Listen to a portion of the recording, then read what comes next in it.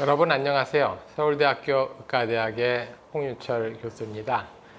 환경부에서 주최하고 환경보건센터 연합회에서 주관하는 환경보건 콘서트를 시작하겠습니다. 그래서 금년에 들어서 두 번째 콘서트가 되겠습니다. 제가 오늘 여러분과 같이 나눌 주제는 질병의 탄생, 변천 그리고 미래. 굉장히 큰 주제죠. 큰 담론에 대한 이야기를 시작하도록 하겠습니다. 먼저 우리가 환경에 대한 얘기를 할 때 우리가 살고 있는 곳을 살펴봐야지 됩니다. 그림에서 보듯이 여러분 지구를 찾을 수 있나요? 오른쪽 끝에 굉장히 조그맣게 생긴 동그라미, 이게 바로 지구입니다. 우리가 태양과 얼마나 밀접하게 또 얼마나 의존적으로 살고 있나. 또 한편으로는 위태로움도 좀 느껴지지요. 그게 이제 지구입니다.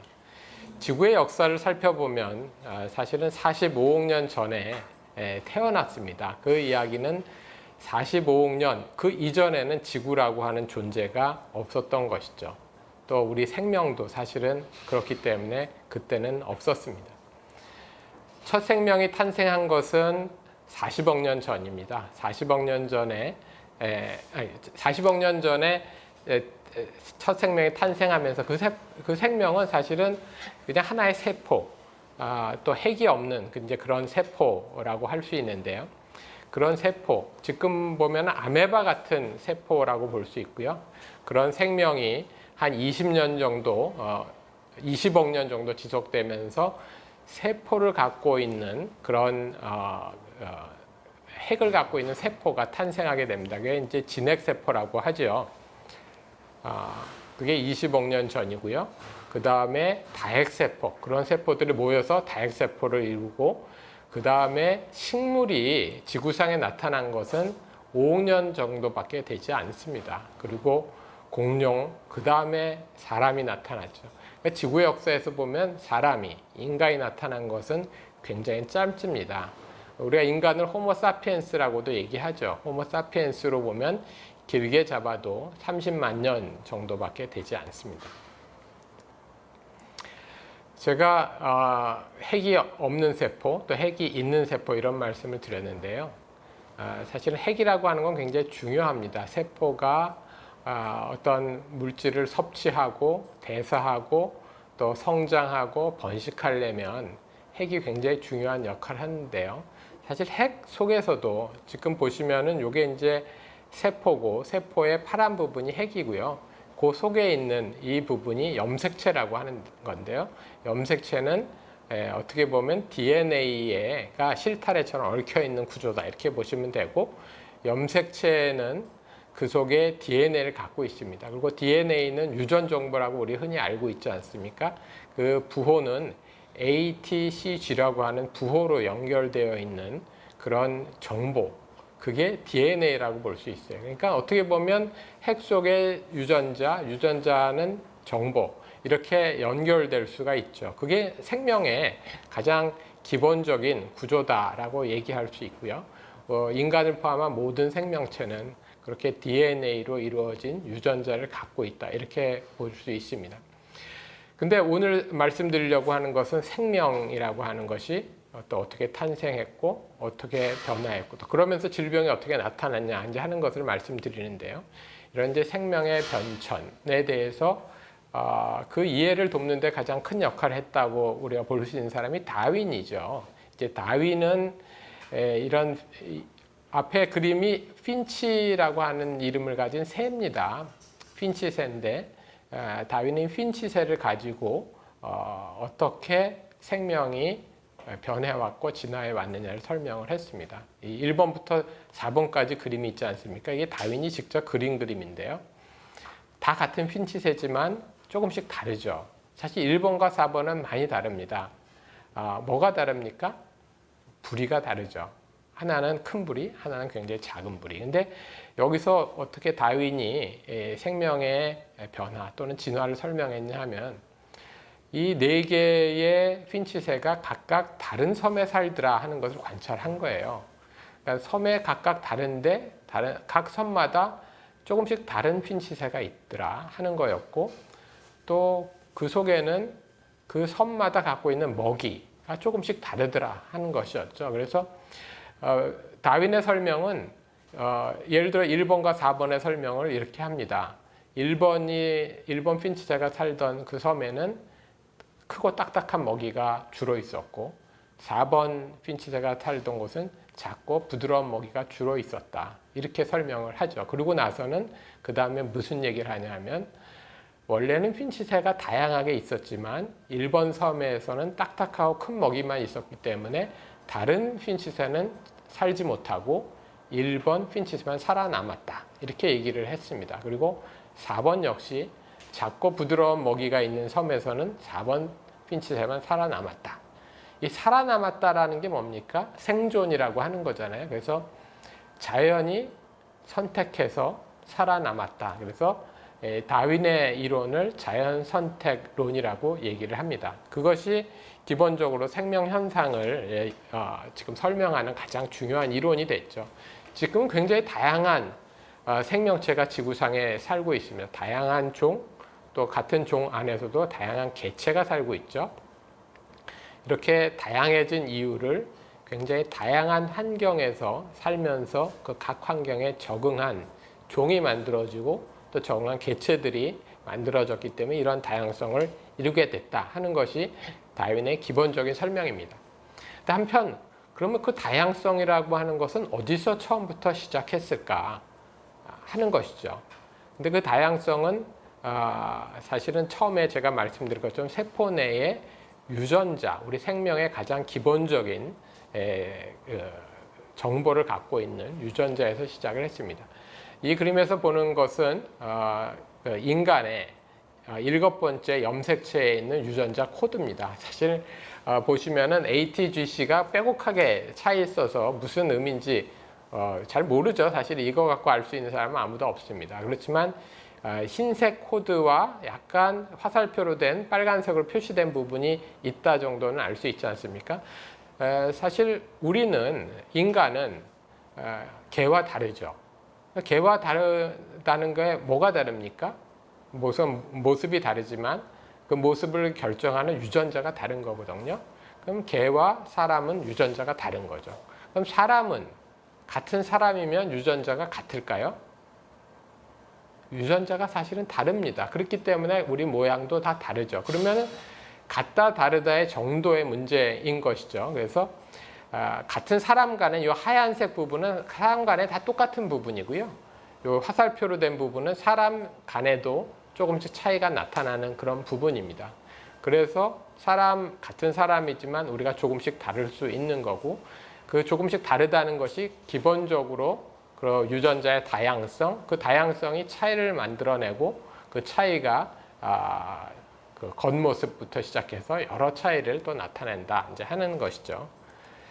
사실 이런 이론, 또 다윈의 그 자연 선택론에 대한 이론을 최근 들어서 많이 더 이야기하시는 분이 이제 리처드 도킨이라고 이기적 유전자라는 책으로 잘 알려져 있는 분이죠. 이분이 얘기한 것이 우수한 유전자를 가진 사람은 살아남고 그렇지 못한 사람들은 그렇지 못한 개체는 사라진다 이런 얘기를 했습니다. 근데 여기서 우리가 우수한 유전자라고 하는 것은 무엇인가를 생각해 봐야지 됩니다. 왜냐하면 우수한 유전자를 가진 개체는 살아남는다 이렇게 얘기를 했죠. 사실 다윈도 그런 측면에 대한 얘기를 했고 우수한 유전자라고 하는 것을 리처드 도킨스가 많이 얘기를 했는데 그럼 우수하다는 것은 무슨 의미인지를 좀 살펴보기 위해서 이 그림을 준비했습니다. 이 그림은 강아지 그림이지 않습니까? 사실 우리 많은 분들이 강아지를 키우고 저도 역시 강아지를 키웁니다. 우리가 키우고 있는 강아지를 그 암수 한 쌍을 알래스카에 데려갔다고 생각해 봅시다. 특히 우리 집 강아지는 추위에 굉장히 추위를 많이 타는데 이 강아지를 알래스카에 데려갔습니다. 그러면은 잘 살까요? 죽지는 않지만 그러나 아주 잘 살기는 참 어렵겠죠. 그 암수 한 쌍입니다. 그렇지만 암수 한 쌍이 살긴 사니까 거기다가 서로 후손을 낳습니다. 근데 후손을 낳으면은 이 털이 그 털의 다양성이 생겨요. 왜 그러냐면 그 유전자들이 서로 교합하면서 이제 다양한 유전자가 생기게 되는 다양한 털의 길이가 생기게 되는데 털이 아주 짧은 강아지부터 시작해서 털이 긴 강아지까지 다양하게 나타납니다. 여러분 멘델의 법칙이라고 하는 것을 옛날에 학생 시절에 아마 배운 적이 있을 겁니다. 노란 콩, 또 빨간 콩 이렇게 섞이면 다른 색깔의 여러 가지 종류의 콩이 나타난다. 그런 얘기도 있죠. 그래서 털의 길이가 다양하게 나타납니다. 그렇지만 여기서 가장 잘 살 수 있는 강아지는 뭘까요? 털이 긴 강아지겠죠. 그래서 이런 개대가 서로 교합해서 자손을 낳는 행위들이 계속 지속되면 맨 끝에는 어느 강아지만 남을까요? 긴털 강아지만 남게 됩니다. 알래스카는 춥기 때문에 긴털 강아지가 잘 적응하고 살 수 있는 환경이 되는 거죠. 알래스카의 추운 환경에 자연 선택된 긴털 강아지, 그렇게 우리가 설명할 수 있죠. 그럼 다시 돌아가서 리차드 도킨이 얘기한 그럼 우수한 유전자는 무엇인가?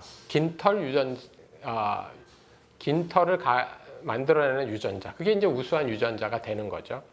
근데 거기서 우리가 빠뜨리면 안 되는 거지. 그건 알래스카라고 하는 환경에서 우수한 유전자가 되는 겁니다. 그 알래스카 강아지가 우리나라에도 알래스카에 살던 강아지를 길거리에서 가끔씩 볼 수 있습니다. 근데 그 강아지들은 따뜻한 환경에서는 사실은 그리 맥을 못 추는 강아지가 되는 거죠. 그러니까 따뜻한 환경에 살고 있는 강아지의 유전자는 다른 거고 또 그 유전자는 거기서 우수한 겁니다. 그래서 우리가 우수하다는 것을 얘기할 때는 반드시 어떤 환경에서 우수하다. 절대적인 우수성이라고 하는 것은 존재하지 않습니다. 다 상대적인 것입니다. 그래서 그 환경에 잘 적응된 유전자가 우수한 것입니다. 자, 그런 말씀을 쭉 드렸는데요. 사실 오늘 질병을 설명하려고 이 말씀을 드린 거지 않습니까? 결국은 우리의 유전자는 그럼 과연 우수한 것인가? 또 환경에 적응되어 있는 것인가? 이제 이런 얘기를 사실 말씀드리려고 하는 거고요. 사실 우리 유전자는 그럼 어디에 적응되어 있을까? 이런 말씀을 드려야지 됩니다. 근데 유전자라고 하는 거는 DNA의 코드로 되어 있다고 했지 않습니까? 이게 막 변하는 게 아니에요. 말하자면 우리가 유전자를 갖고 태어나는데 우리가 살면서 유전자가 변하지 않습니다. 그냥 갖고 태어난 그 유전자를 죽을 때까지 갖고 가는 거거든요. 그리고 그 유전자는 부모한테 받은 거잖아요. 또 그 부모는 또 조부모한테 받고 이렇게 해서 유전자는 내려받는데 그 유전자의 기본적인 유전자는 그리 변하지 않습니다. 변하는데 굉장한 시간이 걸려요. 그런데 반면에 환경은 우리가 예를 들어 100년 전의 환경, 지금의 생활 환경과 어떻습니까? 거의 상상이 안 될 만큼 다른 거죠. 10년만 지나도 많이 달라집니다. 근데 유전자가 하나 변할 때는 대개 한 1000년 정도의 시간이 걸린다고 해요. 그러면은 유전자는 안 변하는 거고 환경은 매우 빨리 변하는 거죠. 그러면은 제가 환경에 잘 적응된 유전자가 우수한 유전자라고 말씀드렸지 않습니까? 그럼 지금 우리는 우수한 유전자를 갖고 있느냐라는 질문에 어떤 답을 내리시겠습니까? 사실 우리 유전자는 과거에 조상이 살던 환경에는 우수한 유전자였지만 지금은 그렇지 않을 가능성이 매우 많은 거죠. 그렇기 때문에 우리는 우리 유전자를 잘 이해를 해야지 되고 또 그런 면에서는 우리 유전자가 적응했던 과거의 환경을 잘 이해해야 됩니다. 우리 조상들은 문명 전의 시기, 어떻게 보면 우리가 수렵, 채집을 하던 그런 시기, 구석기 시대라고 불렸던 그런 수렵 채집 시기에 더 적응되어 있다고 봐야지 되는 거죠. 이거는 40만 년 전의 그림입니다. 40만 년 전에는 인류, 호모 사피엔스라고도 하기 어려운 그 전에 조상이라고도 볼 수 있는데요. 아마 이렇게 살았을 거라고 봐요. 그렇지만 잘 보시면은 이렇게 모여서 협동이라는 것도 했고 또 돌을 갖고 뭔가를 만들기도 하고 또 불을 또 만들기도 하고 이런 생활은 했습니다. 이런 원시 생활을 했다 하는 것이 이제 우리 조상들이 살던 그런 생활 환경이었고 어쩌면 우리의 유전자는 이런 환경에 많이 적응되어 있는 유전자다라고 볼 수 있고요.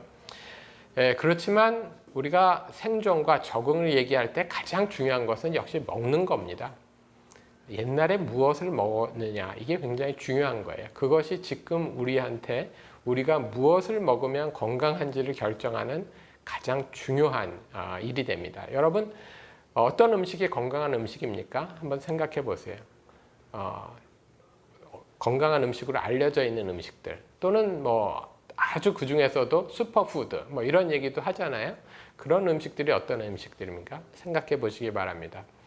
우리 과거에 우리 조상들이 무엇을 먹었는지는 정확하게 알 수는 없지만 지금도 원시 생활하는 부족이 먹는 걸 보면 어느 정도 우리가 추정을 할 수 있어요. 지금 이 사진에서 보는 사진은 히위족입니다. 남아메리카의 히위족인데 아직도 원시 생활하는 부족이에요. 전기도 없고 수도도 없고, 그리고 농사도 짓지 않습니다. 소위 그 사냥과 또 채집을 해서 먹고 사는 그런 부족입니다. 아직도. 그러니까 이 부족들이 먹는 것은 야채, 과일 또는 견과류 이런 것들이에요. 또는 산에 있는 베리 이런 것들이에요. 자, 그런데 지금 건강한 음식으로 알려져 있는 것들이 뭡니까? 결국은 베리, 견과류, 야채 이런 것들이죠. 또 이 부족들은 작은 물고기나 조개 같은 거를 먹었어요. 그런 것들이 다 건강한 음식들로 현재 알려져 있죠. 그건 우연의 일치가 아니고요. 그런 음식을 먹고 우리 조상은 살아남았던 조상인 거죠. 다른 음식을 먹고 살아남지 못했던 조상도 있었을 거예요. 그렇지만 이 음식을 먹고 살아남은 조상, 그러니까 이 음식에 적응된 조상, 어떻게 보면 유전자가 그 음식과 맞는 그런 유전자죠. 그리고 그 유전자를 우리 후손, 우리 인류는 갖고 있는 겁니다. 그렇기 때문에 이 음식은 우리한테 건강한 음식이 되는 거죠. 그렇지만 그럼 슈퍼푸드가 모든 동물에 건강하냐? 곰한테 베리를 암만 많이 줘봐야 곰이 건강해질까요? 또 사자한테 너트를 많이 먹인다고 사자가 건강해질까요? 그렇지 않습니다. 그거는 각각 동물이 적응되어 있는 음식이 다 다른 거고, 우리는 그렇기 때문에 이런 음식을 건강하다고 하는 것입니다. 한편 이 사진은 뭐냐 하면은 사냥하는 사진입니다. 사냥을 하는데 그 달리기는 모습이잖아요. 과거에 예를 들어서 한 100만 년 전쯤에 우리 조상들이 사냥을 했습니다. 사냥을 해서 동물을 잡아야지 동물의 그 단백질, 또 지방질, 또 동물의 뇌 이런 것들이 굉장히 중요했거든요. 인간이 발전하고 또 성장하는 데 있어서. 그런데 사냥을 했는데 어떻게 했느냐? 100만 년 전에는 활과 화살이 없었습니다. 또 창도 없었습니다. 창이 만들어진 게 10만 년 전이에요. 그러니까 그 전에는 아무것도 없었던 거죠. 돌은 있었겠죠. 돌은 뭐 널려 있으니까. 그럼 사냥을 어떻게 하느냐? 사냥을 예를 들어서 사슴을 사냥한다. 어떻게 하겠습니까? 활도 없고 화살도 없는데 달리기로 사냥을 하는 겁니다. 달리기로. 달리기로 어떻게 사슴을 사냥하냐? 사슴도 달려가죠. 사람도 달려갑니다. 계속 끝까지 달려가면 누가 이길 수 있을까요? 놀랍게도 사람이 이길 수 있습니다. 왜냐하면 사람만큼 오래 달리기를 할 수 있는 동물은 없습니다. 더운 날씨에서. 왜냐하면 동물들은 다 털이 있고요.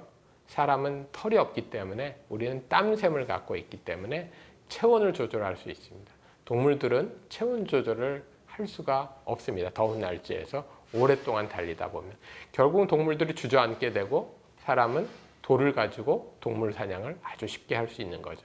그렇지만 매우 오래 달려야지 됩니다. 최소한 20km 또 더 나가서 한 30km쯤 달려야지 사냥을 할 수 있는 것으로 알려져 있습니다. 그럼 30km를 사냥을 해서 고기를 잡아서 먹는 거죠. 그렇게 해서 고기를 먹었던 그 조상의 후손이 우리들입니다. 또 그렇게 하지 못했던 조상들은, 고기를 먹지 못했던 조상들은 다 사라져 버렸던 것이죠. 결국 우리 조상들은 그런 달리기와 같은 상당한 운동을 할 수 있었던 조상이고요. 그렇기 때문에 우리가 그만큼의 운동을 하지 않으면 병이 생기는 겁니다. 그래서 우리는 운동이라고 하는 것은 생명을 유지시키는 굉장히 중요한 활동이라고 봐야지 됩니다. 이제 그런데 우리가 그런 환경 속에서 자랐고 또 살아남았고 또 후손으로 태어났던 것이죠. 그래서 유전자를 우리는 그런 유전자를 갖고 있는 거고요. 한편 인류는 초기에는 다 아프리카에 살았습니다. 따뜻한 곳에 살았지만 10만 년 전부터 이렇게 다 퍼져나가서 전 세계에 퍼졌는데 퍼지고 나서 인류가 모습도 많이 바뀌었어요. 우선 가장 중요한 게 피부색이 바뀌었습니다. 여러분 이 사진을 보시면 그 사람이 되게 어디 살고 있는지 되게 알 수 있을 거예요. 예를 들어서 맨 오른쪽 밑에 이 여성은 어디 살까요? 아마도 유럽의 북쪽에 어딘가 살고 있겠죠. 한국인을 찾아보라고 하면 한국인이라고 되어 있지는 않지만 우리는 아마 한 이쯤라고 얘기할 수 있겠고 맨 위에 이분은 아마 아프리카에 계속 살고 있는 분 아닐까. 이렇게 누구든지 추측이 가능합니다. 그 추측이 왜 가능할까요? 피부색이 그분이 사는 곳을 어느 정도 얘기해 주기 때문에 가능한 겁니다. 어떻게 그런 일이 가능할까요? 그것은 그 위치에 살면서 피부색이 거기에 맞게 변했기 때문에 그렇습니다. 사실은 이것은 자외선, 특히 그 자외선 B 자외선이라고 하는 그 자외선 양이 어느 정도 되느냐에 따라 달라졌기 때문에 그렇고요. 그것은 또 어떻게 보면 비타민 D가 얼만큼 만들어지느냐에 따라서 다른 거죠. 우리는 필요한 비타민 D가 있고 그것이 잘 만들어져야지 되기 때문에 피부색이 햇빛을 잘 받는 쪽으로 북쪽으로 갈수록 하얀 피부색, 또 적도로 갈수록 검은 피부색 이렇게 됐던 것입니다. 결국 그렇게 보면 이것도 다 생존의 또는 적응의 결과인 것이죠. 소위 인류의 종도 그런 적응의 결과입니다. 만 년 전쯤 이르면 지구의 그 기온이 높아집니다.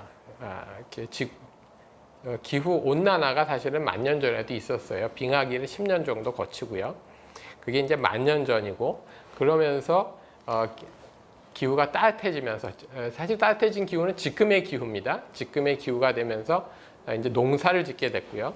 농사를 짓는다는 것은 동물들과 같이 산다는 의미이기도 합니다. 가축을 우리가 키우기 때문에 그래서 사람들이 모여 살고 또 가축도 키우고 이게 문명의 기본적인 조건이 됐습니다.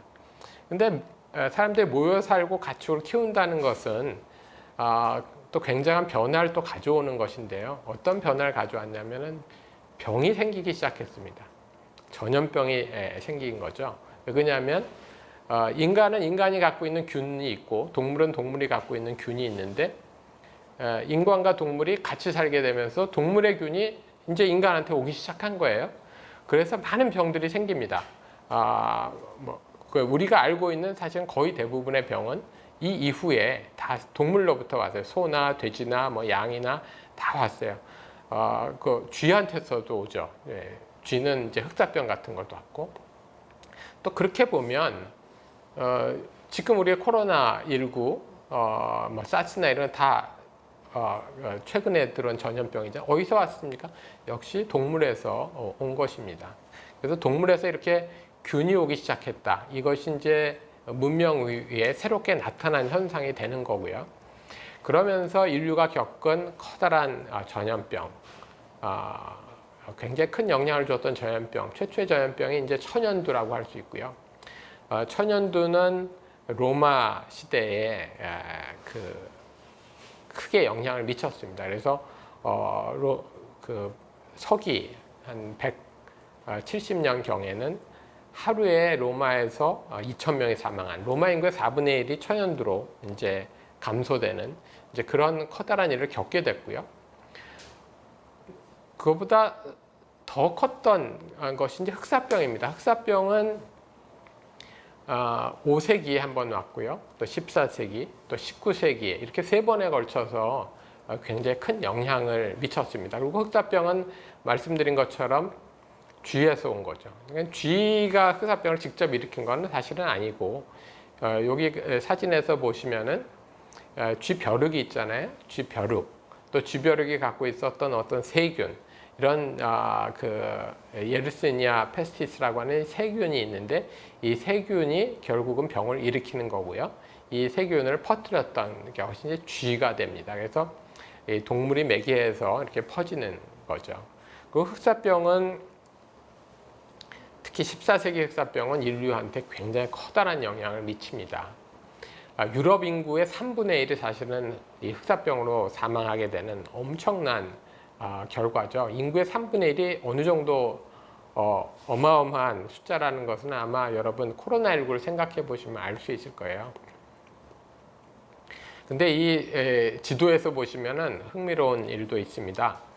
흑사병의 시작은 흑사병은 유럽에서 큰 영향을 미쳤다고 하지만 사실 시작은 중국 위에서 시작을 됐어요. 그래서 그 실크로드를 타고 또 해양로를 타고 유럽에, 특히 이제 이탈리아로 들어가서 유럽에 전체에 퍼지게 된 겁니다. 그리고 나서는 유럽에서 근 300년 동안 많은 사람들을 희생시키는 그런 일들이 생겼죠. 그리고 14세기에 이러한 일들이 생긴 이유는 유럽의 도시, 현재의 도시의 또 도시가 갖고 있는 어떤 기본적인 구조가 14세기에 완성이 됩니다. 그러니까 유럽에서 도시의 네트워크가 완성된 게 14세기예요. 그래서 균이 들어가니까 유럽에 이렇게 퍼지기 시작했던 것이죠.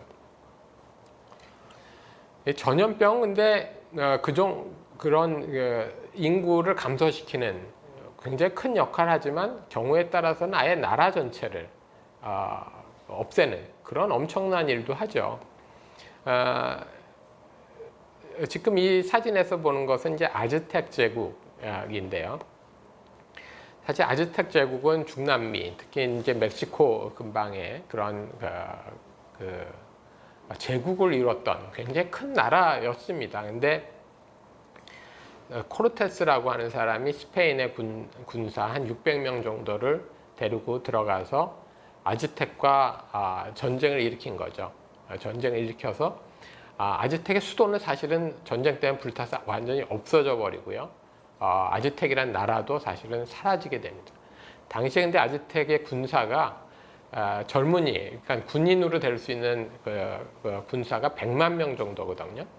근데 100만 명 대 600명의 싸움이었지만 600명이 완전한 승리를 이룹니다. 근데 그 배경이 궁금하죠. 그 배경이 바로 천연두가 아즈텍 그 국가를 휩쓸면서 사실은 전쟁을 제대로 해볼 수가 없는 상태가 되면서 스페인 군대가 이긴 것입니다.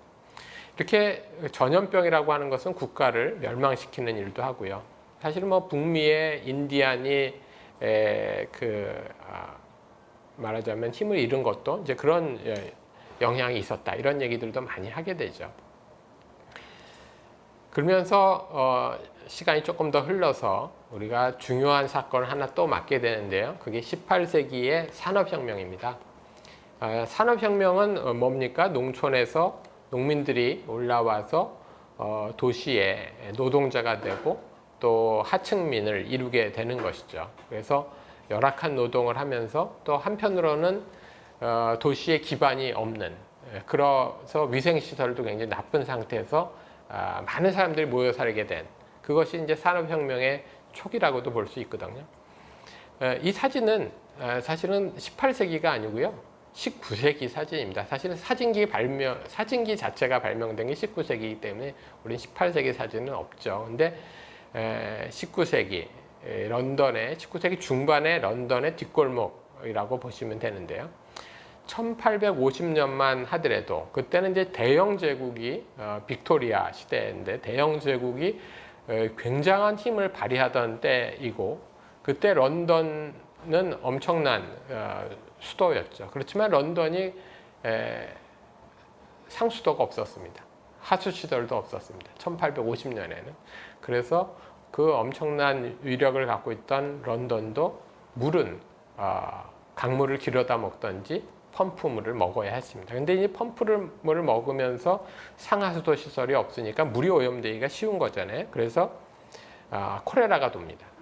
콜레라가 런던을 비롯해서 대도시에 돌면서 많은 희생자를 내죠. 그러면서 대영 제국의 수도 런던에서 이런 일이 있다는 것이 굉장한 놀라움으로 충격으로 다가오면서 사회를 바꾸려고 하는 운동이 같이 일어나게 됩니다.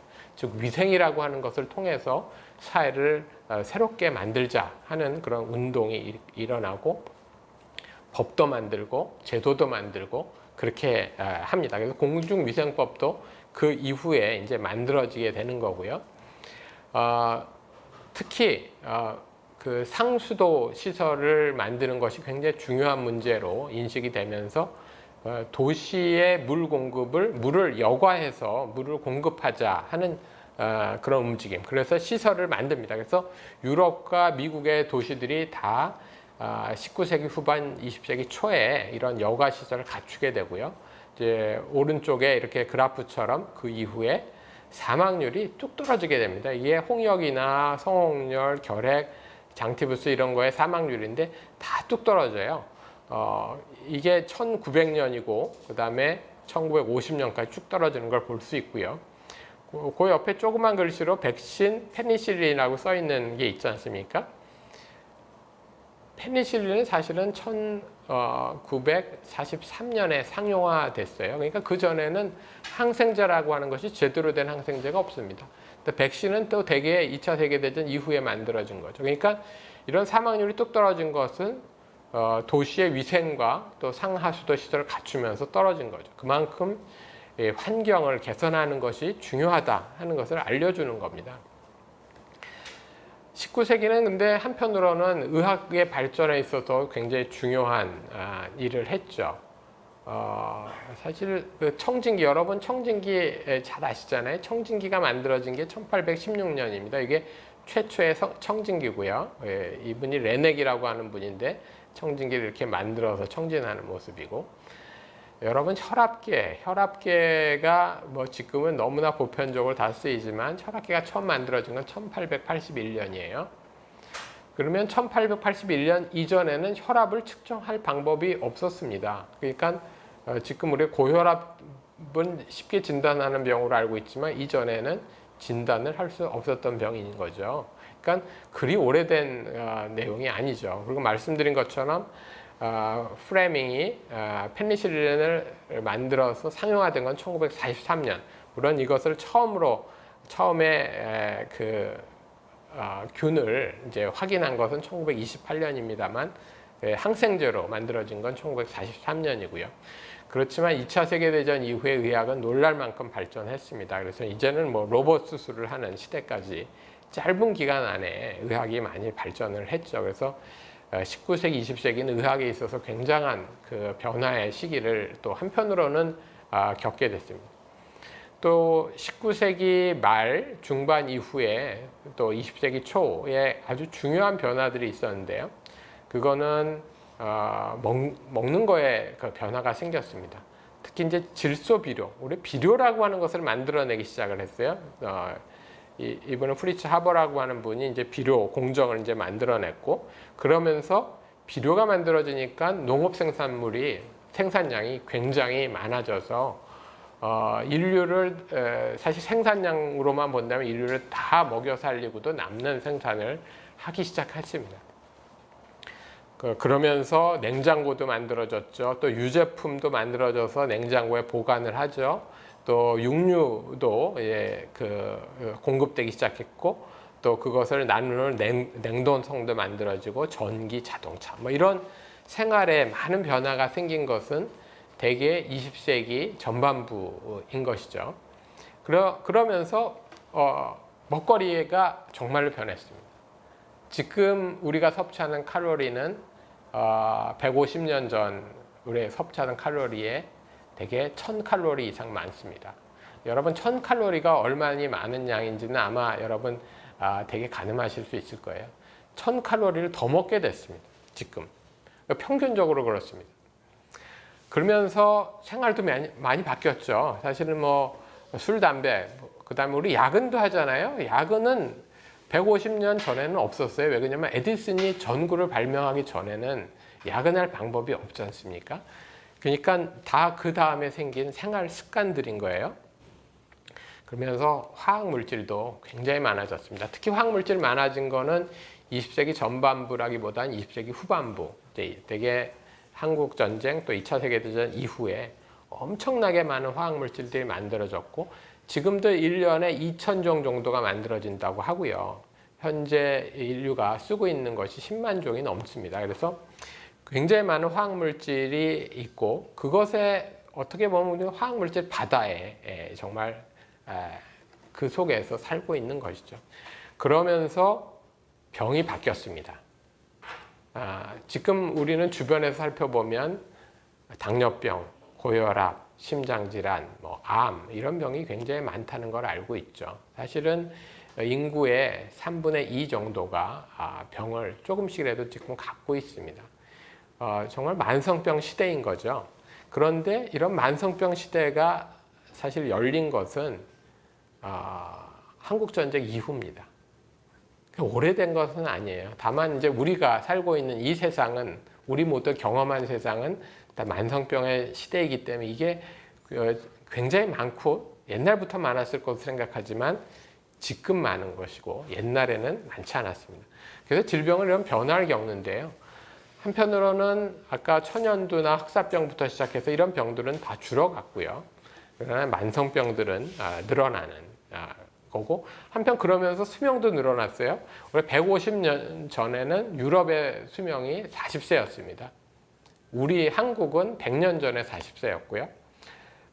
그렇지만 지금은 다 80세가 넘죠. 이게 이제 인류의 수명의 변화인데요. 굉장히 빨리 변하고 있고 그렇지만 수명 변화에 있어서 인류에서 가장 빨리 변하는 나라 어느 나라겠습니까? 한국입니다. 1950년에 우리는 50세였지만 지금 83세 파란색 막대기가 한국이고요. 처음에 시작은 중간 그룹이었지만 지금은 가장 앞서 있는 그룹의 하나에 속합니다. 또 더욱 문제는 그런 변화 속도가 속도면에서 가장 빠르다. 고령화선의 속도가 한국이 1등이에요. 2등 일본입니다. 그리고 특히 2020년, 2030년에 가파르게 변화합니다. 지금 이 순간 2021년에 우리는 굉장히 빠른 고령화 사회를 겪고 있는 것입니다. 질병도 변해서 만성질환 시대라고 제가 말씀드렸지만 곧 알츠하이머, 치매, 우울증 이런 병들이 이제 많아지게 됩니다. 그렇게 되면 술, 담배, 음식 이런 거 관리로 해결되질 않아요. 이제는 병도 의료적 돌봄, 사회적 돌봄, 돌봄의 시대로 이제 넘어가야 되는 거죠. 근데 그런 와중에 우리가 팬데믹을 맞은 겁니다. 사실은 큰 변화 속에서 다시 팬데믹이라고 하는 또 다른 현상을 맞게 됐죠. 팬데믹 근데 이전에 우리가 2000년에 들어와서도 사스, 신종플루, 메르스를 다 겪었어요. 작은 이런 사건들이 있었습니다. 그리고 이런 사건들의 대부분은 아까 말씀드린 박쥐에서 나온 코로나 바이러스입니다. 그러니까 박쥐라고 하는 새로운 동물, 그다음 매개체를 거쳐서 코로나 바이러스가 병을 일으키는 시대.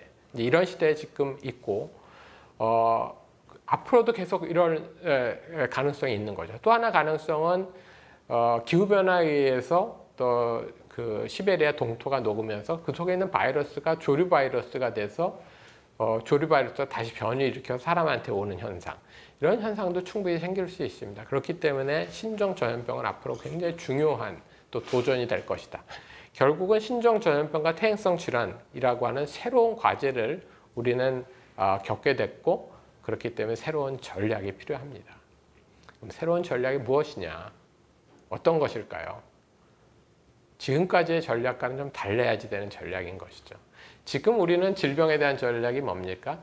질병이 있으면 잘 진단하자. 그리고 좋은 치료약을 만들어서 잘 치료하자. 그리고 사망하지 않게 노력하자. 이게 현재 의료의 기본 전략입니다. 그렇지만 이런 전략 갖고는 이제는 신종 전염병이 발생하는 걸 막을 수가 없죠.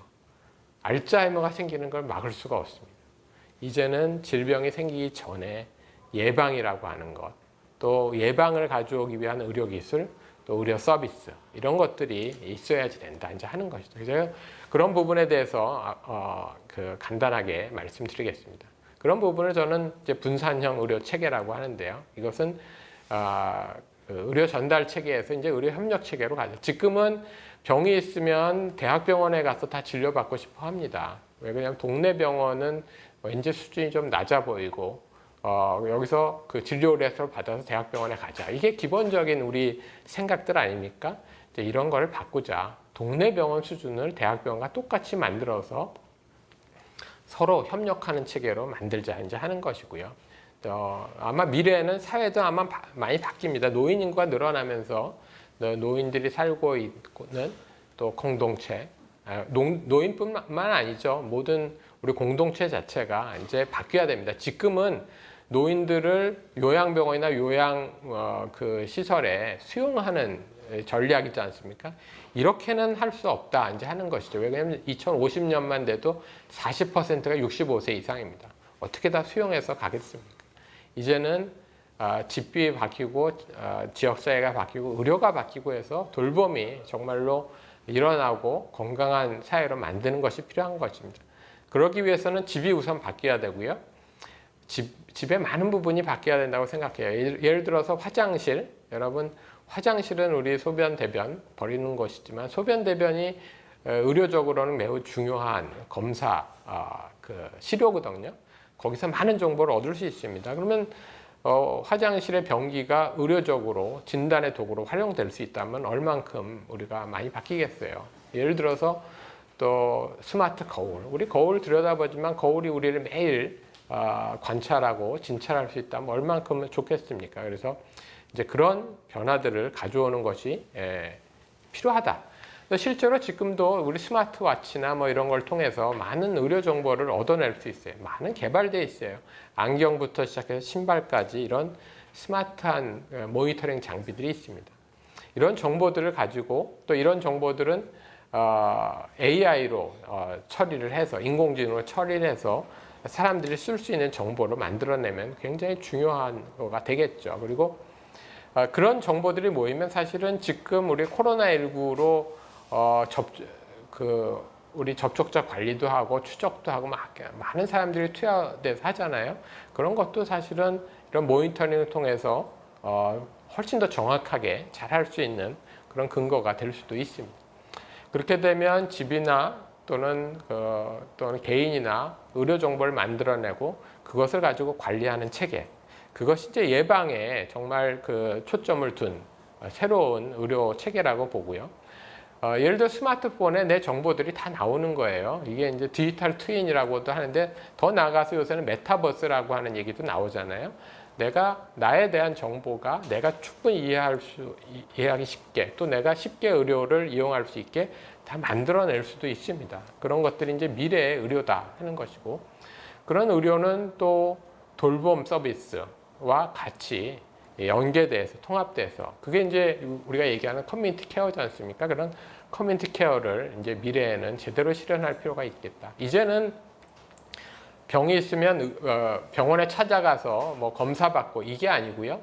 병원에서 나의 건강을 모니터링 하다가 이상이 있으면 그 의료 서비스가 나한테 오는 그런 사회로 가야 됩니다. 이제는 병원 중심이 아니라 나를 중심으로 한 의료, 또 집을 중심으로 한 의료가 돼야 된다 이런 생각이 들고요. 또 그러기 위해서는 의료적인 역량도 많이 필요합니다. 그리고 또 새로운 생각도 많이 필요해요. 예를 들어서 지역사회에서 MRI나 CT 이런 것도 검사 가능하게 해야죠. 그렇지만 모든 의원이 그런 걸 다 갖고 있을 수는 없으니까 의료 자원도 공유적으로 우리가 활용하면 지역에서 개인 의원도 충분히 검사도 잘 할 수 있고요. 의료 수준을 높일 수 있습니다. 공유적인 방안도 마련해내야 됩니다. 그렇게 되면 집부터 병원까지 수직적으로 돼 있는 게 아니라 이제 다 수평적으로 연결되는 그 의료 협력 체계가 완성이 되는 것이죠. 이제 그렇게 해서 의료 체계를 새롭게 정비를 하고 그런 정비된 의료 체계가 모여 있는 곳, 그것이 이제 도시가 되는 것이죠. 그래서 건강한 도시를 만들어야지 되는 것이고, 또 그렇게 하려면 기술적으로 플랫폼을 만들고 다 연결돼서 이런 정보들이 교환될 수 있는 사회를 만드는 것이 저는 필요하고, 그것이 미래의 의료적 대응이다 이렇게 생각합니다. 한편 간단하게 생각할 점 하나, 이제 스마트 시티라고 하는 걸 여러분 아시죠? 자동화되고 굉장히 편리한 그런 그걸 사회를 만들자인 스마트 시티입니다. 아침에 일어나면 눈 뜨면 커튼도 열리고 뭐 내가 말만 하면 아침도 차려서 내 침대에 갖다 주고 뭐 말만 하면 자동차가 와서 나를 태워주고 이런 거잖아요. 그건 굉장히 환상적이고 좋은 세상이라고 하지만 잘 생각해 보세요. 신체 활동을 못하게 하는 그런 사회가 됩니다. 그렇지만 인류는 제가 아까 말씀드린 것처럼 신체 활동을 상당히 해야 되는 게 본질적으로 필요한 인류입니다. 스마트 도시가 인간의 건강 중심을 짜지지 않는 한 그거는 유토피아가 안 되고 소위 그 디스토피아가 될 수 있다. 이렇게 생각합니다. 그래서 미래 사회를 잘 만들어야 되고 그 미래 사회는 그런 건강한 도시여야지 된다.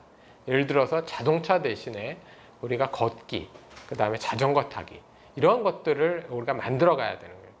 그렇게 해서 지속 가능한 건강 도시를 만드는 것이 중요하지 자동화된 스마트 도시를 만드는 것 그것만은 아니라고 하는 거죠. 다만 그런 스마트한 도시가 이런 건강한 도시랑 연결되는 이제 그렇게 우리가 도시를 만들어 가야지 되는 거죠. 그것을 저는 스마트 건강 도시라고 생각합니다. 그리고 그런 도시들이 도시마다 상당히 자족형으로 꾸려지면 정말 멋진 사회, 또 멋진 건강한 사회, 또 멋진 미래가 되지 않을까 이렇게 생각합니다. 여기까지 제 강의를 마치고요. 여러분 한 1, 2분 좀 쉬었다가 제가 질문을 받고 또 질문에 대한 말씀을 드리도록 하겠습니다. 잠시 후에 다시 뵙겠습니다.